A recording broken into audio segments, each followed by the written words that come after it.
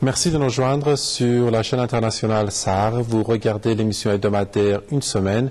Alors, comme j'ai promis, j'ai le plaisir d'accueillir sur le plateau M. Haji Soutoude, expert de questions internationales. Bonjour. Bonjour à vous, bonjour à tous nos téléspectateurs. Comment allez-vous? Très bien, merci. C'est un plaisir de vous recevoir ici en direct, donc, dans l'émission Une Semaine. Alors, la France, M. Haji Soutoude, qui donc s'ingère dans les affaires de la Syrie et décide de mener donc des réunions au sein du Conseil de sécurité de l'ONU afin de traiter de la situation en Syrie. Alors, pour ma première question, je vous prie, quelle est votre estimation de démarche adoptée par Paris à l'égard des évolutions en Syrie? Le déboussolage du Quai d'Orsay, c'est-à-dire qu'on est très loin du Quai d'Orsay de M. de Villepin qui avait mené en quelque sorte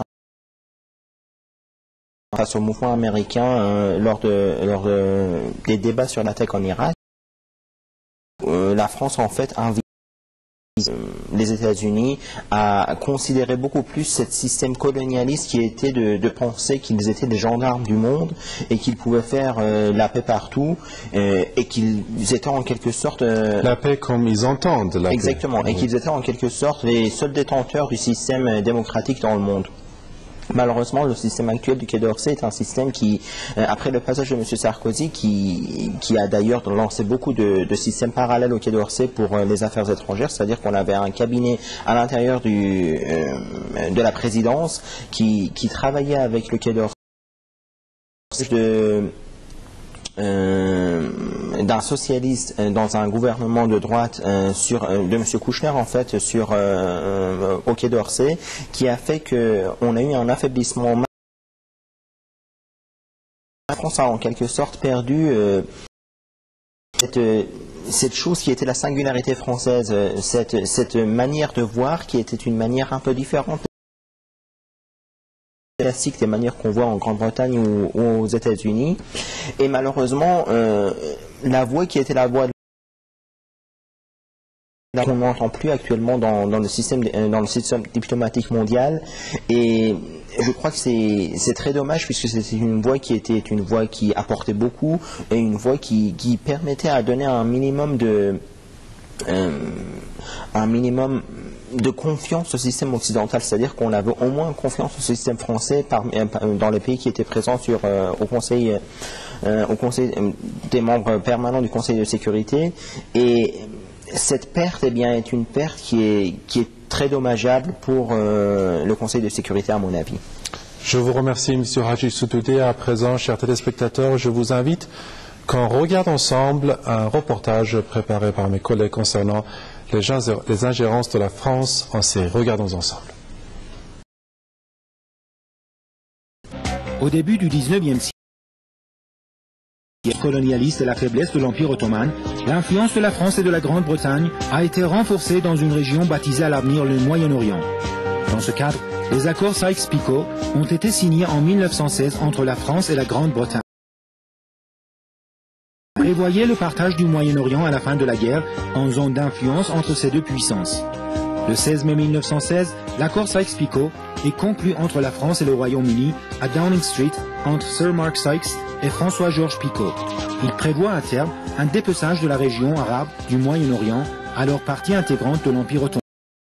Conformément à ces accords, le gouvernement de la Palestine, de l'actuel Irak et la Jordanie, revenant aux Britanniques, les Français se voyaient attribuer celui sur le Liban et la Syrie. Une partition qui était le prélude de la colonisation française et l'ingérence directe de Paris dans les évolutions syriennes. Suite à cet accord, le général français Gouraud est entré en 1920 à Damas avant d'expulser l'émir Faisal. À partir de cette date, la Syrie a été pratiquement colonisée par la France. La Syrie a été administrée par les hauts généraux français. Et à la fin du Deuxième Guerre mondiale, la Syrie a retrouvé son la fin des ingérences et des intérêts colonialistes. Or, plusieurs analystes politiques dans les évolutions syriennes puisent leur Français en Syrie, et dans cette conjoncture, le patron de la diplomatie française et président en exercice du Conseil de sécurité de l'ONU, Laurent Fabius, tente d'organiser une réunion sur la Syrie au sein de cette instance pour abuser de la position internationale de la France afin de s'ingérer dans les affaires intérieures syriennes. Dans ce cadre, le nouveau gouvernement socialiste français n'a pas tenu ses promesses électorales et il n'a intégré aucun changement dans les politiques anti-syriennes de son prédécesseur Nicolas Sarkozy, et il lui emboîte le pas et a montré une image plus extrémiste que le gouvernement de Sarkozy.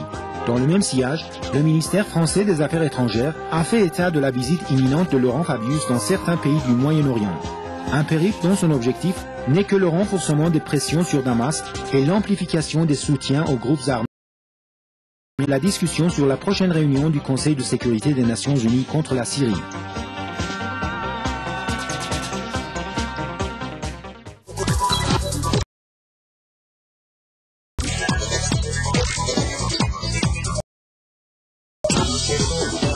En me disant que notre contact en duplex depuis Beyrouth avec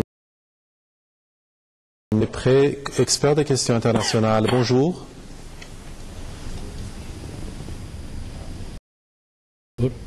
Merci d'accorder votre temps à l'émission à la une, parce qu'une semaine depuis la chaîne internationale SAR, vous regardez l'émission hebdomadaire une semaine. Nous parlons naturellement de la France et nous parlons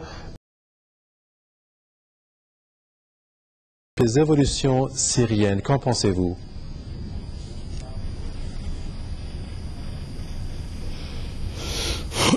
Avant de parler de cette question, éviter d'entrer dans des détails, on a des questions à se poser. Parlons-nous d'un pays ou d'une ex-puissance internationale maître de sa décision? Allô? Oui, oui. Allez, continuez. Oui, nous vous entendons.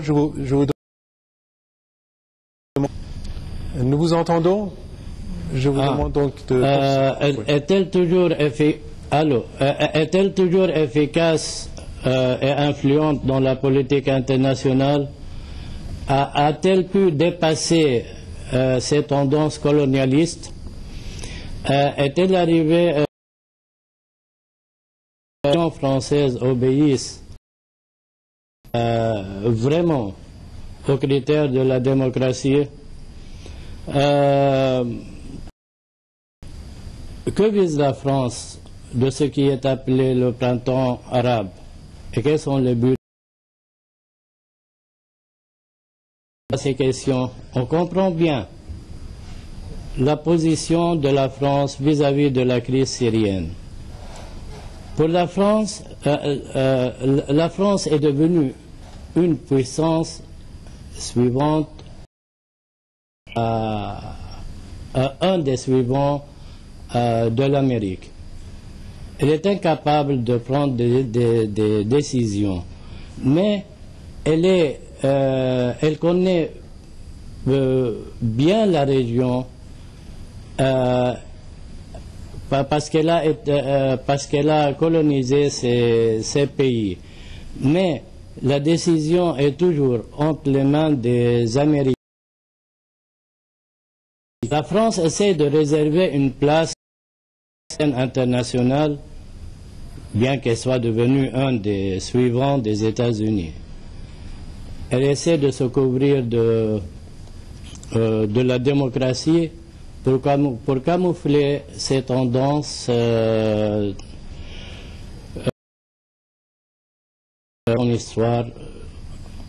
Et surtout, essentiel, la France cherche à satisfaire l'entité sioniste à sa protection de tout ce qui sont considérés comme ses ennemis. En plus, la Syrie représente un marché de consommation. C'est ce que c'est ce que cherchent en général les Européens pour sortir de cet état de déficit économique. Pour cela, je pense qu'il y a une distribution de rôles entre l'Amérique et ses alliés européens. Et la réunion prochaine du Conseil a des changements essentiels dans la position occidentale ou américaine vis-à-vis de la crise syrienne. Monsieur Hawala, je vous remercie